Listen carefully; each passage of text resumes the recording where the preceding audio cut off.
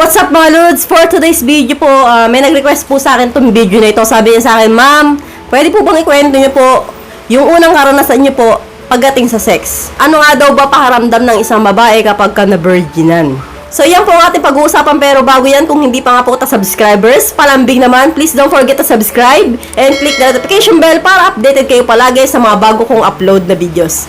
At sisimulan na po natin kagad dyan, wala nang intro-intro. Ano na nga bang pakiramdam ng babae kapag first time niyang napunit ng isang lalaki? So, syempre, unang-una, kadalasan talaga, Luz, takot talaga ang babae sa unang pagkakataon na magamit sila. So, kapag pinasok nyo na si Junjun sa petchay ni Inday, of course, sobrang sakit niyan. Walang kasing sakit at hapdi. So, kapag pinasok niyo po yan, ulo pa lang po ng imbutido nyo, muurong na yung puwet namin. Sa unang pagkakataon lang po yan, ha. So, sa pangalawang turok, hindi na po. So, yun na nga, kunwari, ito po yung ulo ng Junjun ninyo, yung imbutido ninyo, at pinasok nyo na sa petchay, ulo pa lang, ganito pa lang, Lods, ang sumagay sa petchay namin, napakasakit na yan.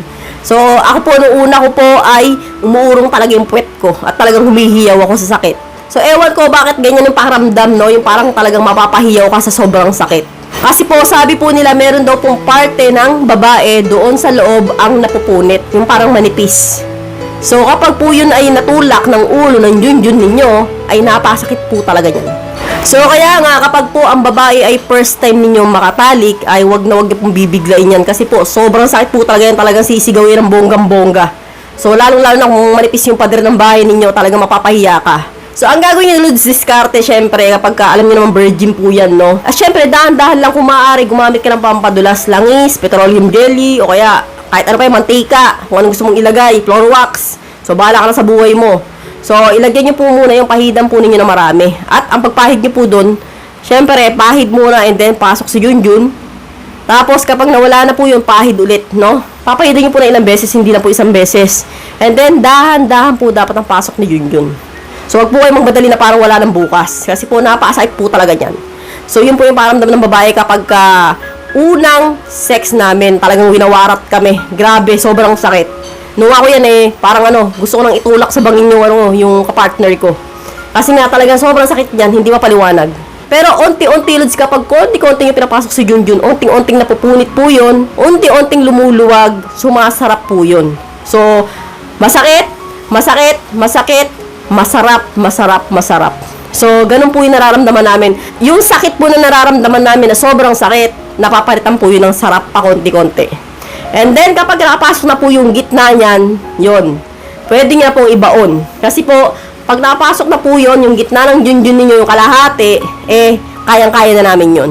So, kapag nabaon mo na yan, at yun na nga, gine-jerger mo na, no, yun, masarap na po yun sa babae. So, umpisa lang po talaga masakit hanggat hindi napupunit yung parang sa loob. Hindi ko lang kung plastic yung, bahala na kayong musga. So, kapag nakapasok na nga po yun, masarap na po yun sa babae. And then, yun nga napapansin po ninyo, parang dumudugo nga po, no? May konting dugo na pahid sa panty. Kapag first time talaga ng babae. So, normal po yun na talagang magkakaroon ng dugo.